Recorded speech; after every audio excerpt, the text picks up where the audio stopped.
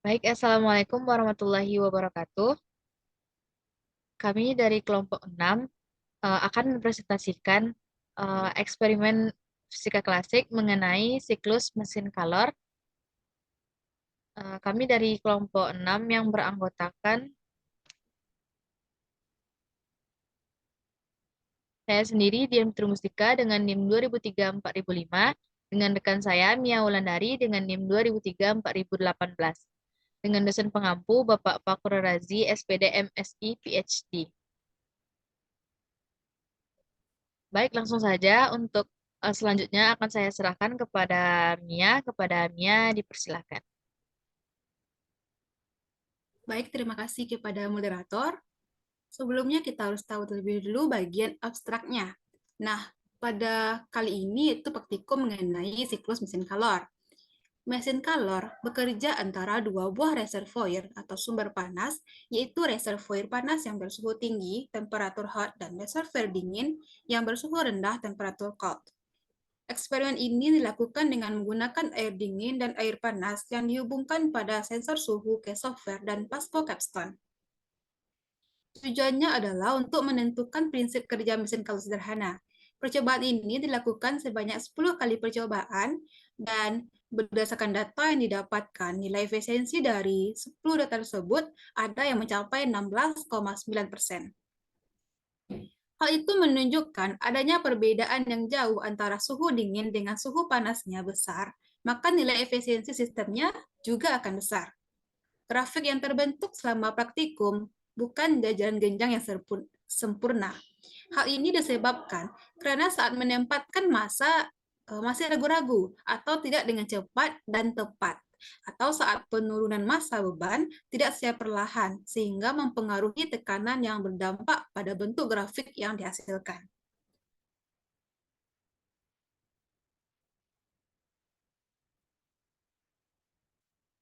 Selanjutnya kita masuk kepada bagian latar belakang.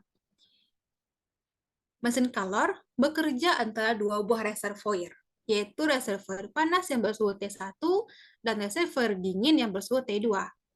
Kalor mengalir dari reservoir panas menuju reservoir dingin melewati mesin. Sebagian kalor dari reservoir panas digunakan untuk menghasilkan kerja, dan sisanya dibuang ke reservoir dingin. Nah, pada awal siklus, udara ditahan pada suhu konstan, sementara berat ditempatkan di atas piston.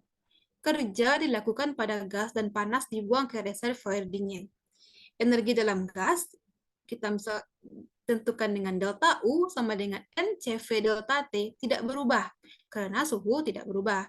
Menurut hukum pertama termodinamika, yaitu delta U sama dengan Q dikurang W, di mana Q adalah kalor yang ditambahkan ke gas dan W adalah kerja yang dilakukan oleh gas. Pada bagian kedua dari siklus, panas ditambahkan ke gas, menyebabkan gas menuai, mendorong piston ke atas, dilakukan kerja dengan mengangkat beban. Proses ini berlangsung pada tekanan konstan, tekanan atmosfer, karena piston bebas bergerak. Untuk proses isobarik, kalor yang ditambahkan ke gas adalah Qp, sama dengan NCP delta T, di mana N adalah jumlah mol gas dalam wadah, Cp adalah kapasitas kalor molar untuk tekanan konstan, dan T adalah perubahan suhu. Kerja yang dilakukan oleh gas ditemukan dengan menggunakan hukum pertama termodinamika. W sama dengan Q dikurang delta U, di mana Q adalah panas yang ditambahkan ke gas, dan delta U adalah perubahan energi internal gas, diberikan oleh delta U sama dengan NCV delta T, di mana CV adalah kapasitas panas molar untuk volume konstan. Bagian selanjutnya yaitu bagian metode. Bisa kita lihat pada flowchart, kita mulai praktikum. Ya, kita setting terlebih dahulu, siapkan alat dan bahan. Kita masukkan air panas. Setelah kita panaskan dengan suhunya sekitar 80 derajat Celcius ke dalam salah satu wadah plastik yang kita isi setengahnya dengan air panas tersebut. Selanjutnya kita masukkan ke dalam wadah yang lainnya dengan air dingin, ya, dengan diberi air es gitu. Selanjutnya kita masukkan sensor suhu 1 dan 2 ke dalam wadah yang berisi air panas dan air dingin. Lalu kita posisikan piston sekitar 2-3 cm dari bagian bawah silinder. Selanjutnya, kita hubungkan sensor tekanan ke saluran A, sensor suhu ke saluran B dan C, dan sensor gerak putar ke saluran 1 dan 2 pada komputer. Lalu, baru kita bisa merekam data atau merekod data pada komputer. Setelah itu, kita masukkan kaleng ke dalam wadah air dingin sampai pistonnya itu turun, masanya turun sampai dia stabil. Lalu kita tempatkan massa 200 gram pada platform tersebut, itu proses dari siklus A ke B. Lalu setelah dia stabil, kita pindahkan kaleng dari air wadah dingin ke dalam wadah air panas secara cepat. Itu siklus B ke C. Selanjutnya kita keluarkan massa tadi. Nah, setelah dia stabil, itu C ke D, kita pindahkan lagi kaleng dari wadah air panas ke dalam wadah air dingin D ke A, terus simpan kalengnya di wadah air dingin sampai grafik yang dihasilkan itu bertemu dari akhirnya dan dengan awalnya. Nah, maka dapatkan grafiknya bentuk jajaran genjang. Lalu kita buat label pada titik di grafik, identifikasi prosesnya, lalu kita catat hasil pengukurannya, yaitu ada suhu dingin, suhu panas, dan area grafiknya pada tabel yang disediakan. Lalu, selesai praktikum yang kita lakukan. Mungkin sekian dari saya kembalikan kepada moderator. Baik, terima kasih kepada Mia. Untuk selanjutnya akan saya jabarkan sendiri dari bagian hasil, yakni kita mendapatkan 10 data dari 10 kali percobaan, di mana pada data 1, H0 yang didapat yaitu 1,6 dikali 10 pangkat min 2 meter, TC atau suhu dinginnya itu 285,9 Kelvin, suhu panasnya itu atau TH itu 343,8 Kelvin, dan area grafik yang didapatkan 50,48 kali 10 pangkat 3 Pascal. Begitupun untuk data 2 sampai dengan 10. Bisa dilihat pada slide berikut ini.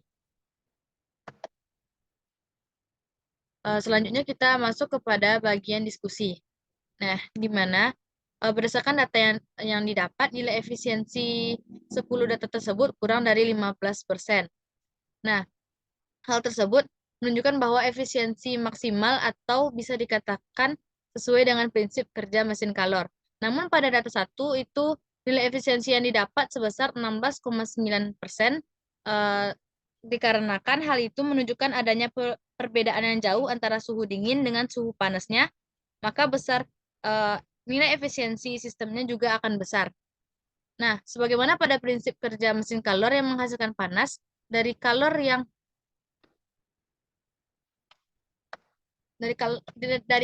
mengalir dari suhu tinggi ke suhu rendah, sehingga semakin tinggi suhu maka kalori yang diambil juga semakin tinggi.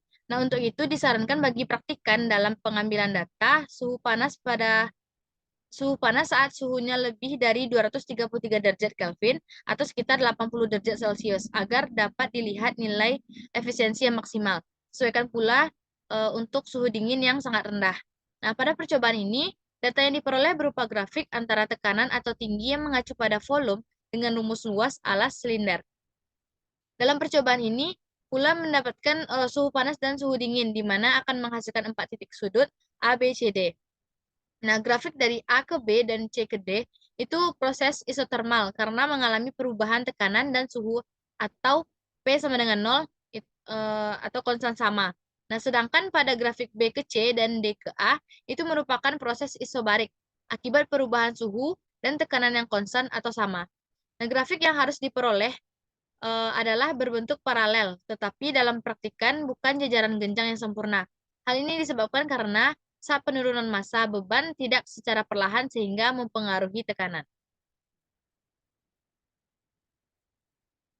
Baik, kita masuk kepada bagian kesimpulan dan saran, di mana kesimpulan yang didapat pada percobaan ini, mesin kalor dipengaruhi oleh tekanan, volume, temperatur dingin, dan temperatur panas. Nah, beban mempengaruhi tekanan pada percobaan mesin kalor.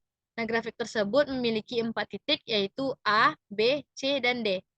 Nah, A ke B dan C ke D merupakan proses isotermal karena perubahan tekanan karena temperatur yang sama atau konstan. Itu T sama dengan 0. Sedangkan proses B ke C dan D ke A itu isobarik karena adanya perubahan suhu karena tekanan yang sama atau konstan. Nah, saran untuk eksperimen ini, pada saat melakukan eksperimen, pastikan air yang digunakan benar-benar panas dan benar-benar dingin. Lalu saat memindahkan massa harus berhati-hati karena jika goyang atau tergeser sedikit maka grafik tidak berbentuk sempurna. Nah, serta pastikan besarnya area tidak bernilai negatif karena akan mempengaruhi hasil perhitungan dari percobaan ini. Mungkin sekian presentasi dari kelompok kami. Apabila terdapat kekurangan maupun kesalahan, mohon dimaafkan. Saya akhiri. Assalamualaikum warahmatullahi wabarakatuh.